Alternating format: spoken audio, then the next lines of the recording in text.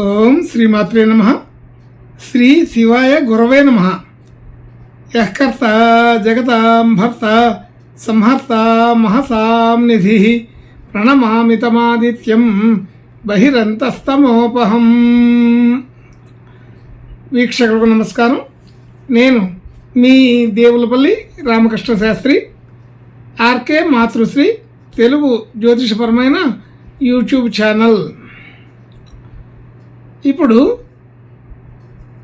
April నెల 28వ తేదీ నుండి మే నెల 4వ తేదీ వరకు గల గ్రహ స్థితిగతులని ఒకసారి పరిశీలన చేద్దాం. మేషరాశిలో రవి, గురు, శుక్రగ్రహాలు, కన్యారాశిలో కేతుగ్రహం, అలాగే ధనస్సు రాశిలో చంద్రగ్రహం, కుంభరాశిలో శనిగ్రహం,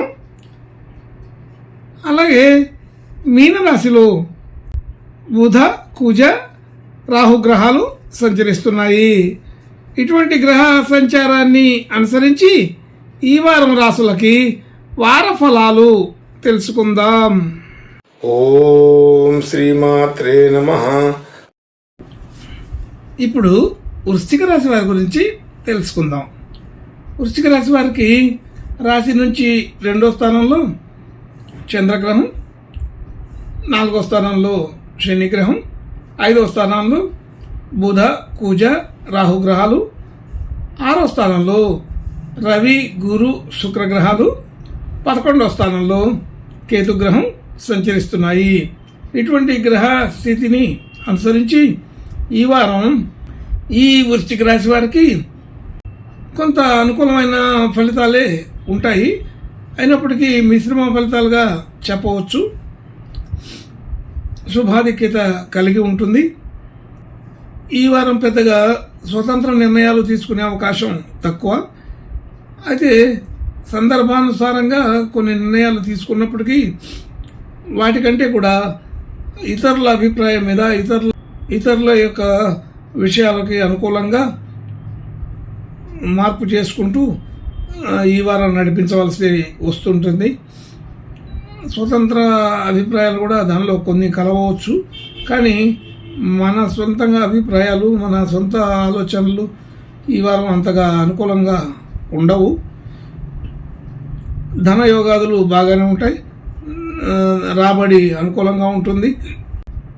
ధన యోగాదుల్లో 1, 2, 3 రకాలుగా సంపాదనలు ఉంటాయి. ఆలోచన తీరు కూడా దాన్ని తగినట్లుగా ఉంటుంది. కొంచెం చురుకుగానే ఉంటారు. అందులోనూ సౌఖ్యంగా, విలాసవంతంగా అనుకున్న పనులు అనుకున్నట్టుగా ఖచ్చితంగా చేయగలుగుతారు.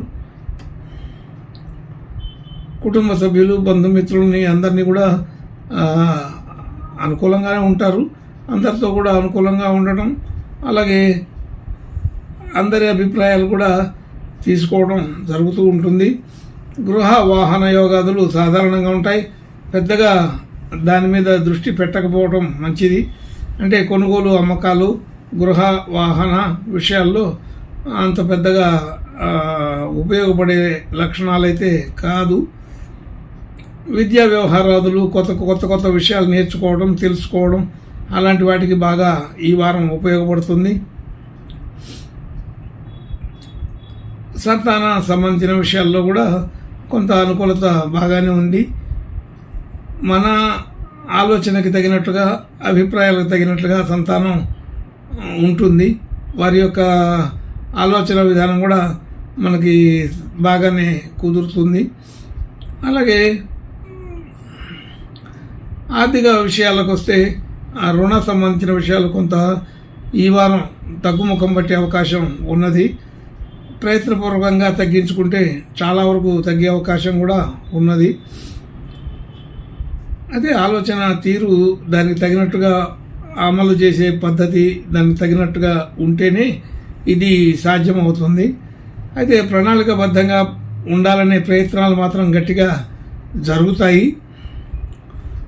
భార్యాభర్తలకి మధ్య అనుకూలత బాగానే ఉంది. పెద్దగా ఇబ్బందికరమైన విషయాలు అయితే ఏమీ ఉండవు. అయితే చిన్న చిన్న సమస్యలు వచ్చినప్పటికీ కూడా అవి వెంటనే సర్దుబాటు అయ్యే అవకాశం ఉంటుంది. అది చెప్పుకోదగినటువంటి విషయాలైతే కాదు. అలాగే పెట్టుబడులు పెట్టడం, అది ఏదైనా కొత్త నిర్ణయాలు, డిపాజిట్లు అలాంటివి చేయడానికి ఆలోచన వస్తుందేమో కానీ అమలు చేయడానికి అంత రాదు. భాగ్యస్థితి అనుకూలంగా ఉంటుంది. భాగ్యం వృద్ధి అయ్యే అవకాశం కూడా ఉంది. కొంత ధనాన్ని నిల్వ చేయగలిగే పరిస్థితి ఉంటుంది. అలాగే ఉద్యోగ వ్యవహారాది విషయాల్లో కూడా మంచి అనుకూలత ఉన్నది. ఈ వారం కొంత ఒక 5 మాసాల దాకా దాదాపుగా మంచి ఉపయోగకరమైన లక్షణాలే ఉంటాయి. ఆర్థిక పరిస్థితి క్రమక్రమంగా వృద్ధి అవుతున్నట్టుగా తెలుస్తుంటుంది. మంచి నిర్ణయాలు తీసుకోవడం, అది వాటిని చక్కగా అమలు చేయడం అనేది ఈ వారం బాగానే జరుగుతుంది. సమయపాలన, టైం మెయింటెనెన్స్ బాగా చేయగలుగుతారు. అలాగే మనం చేసిన పనులకి గుర్తింపు, కీర్తి, ప్రతిష్టలు, గౌరవం కలుగుతాయి. అన్ని రకాల విషయాల్లో కూడా బాగానే అనుకూలత ఉన్నది. ఖర్చుల విషయంలో చూస్తే సాధారణమైన ఖర్చులే ఉంటాయి. అయితే కొన్ని అవసరాల కోసం కొన్ని కొత్త ఖర్చులు చేయవలసి వస్తుంటుంది. ఉద్యోగ వ్యవహారాది విషయాల్లో చాలా స్పష్టంగా ఉండడం జరుగుతుంది. అయితే ఈ వారం మొత్తంగా కాకుండా చివరి 2 రోజులు అంటే 3-4 తేదీల్లో మాత్రం కొంచెం అనుకున్నట్టు జరగకపోవచ్చు. కొంచెం జాగ్రత్తగా ఉండాలి.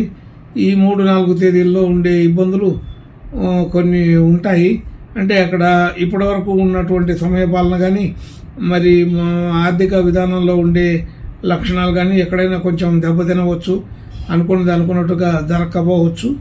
అయినప్పటికీ ఇబ్బంది పడవలసిన పరిస్థితి అయితే ఉండదు. కానీ కొంచెం ఎక్కడో చోట మన ప్రవర్తన, తీరు, వ్యవహారం అన్నింటిలో కూడా ఒక చిన్న మార్పు అయితే ఆ 3-4 తేదీల్లో వచ్చే అవకాశం ఉంటుంది. అయితే సవ్యంగా సాగుతున్నటువంటి విషయాన్ని మనం దాన్ని కొంచెం తగ్గించుకునే పరిస్థితి ఈ వారంలో కనబడుతుంది. అయితే ముందన్నే తెలుసుకొని ఆ 2 రోజులు కొంచెం జాగ్రత్తగా ఉంటే అది కూడా ఉండదు. కొంచెం జాగ్రత్తగానే ఉండమని అర్థం.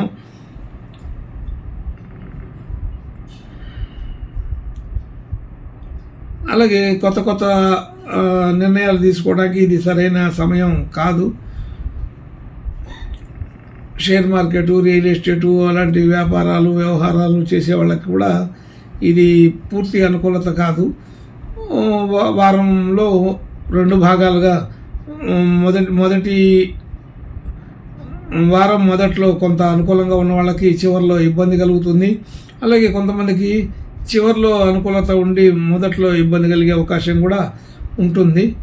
అదే దాని నక్షత్రాన్ని బట్టి అనురాధ నక్షత్రం,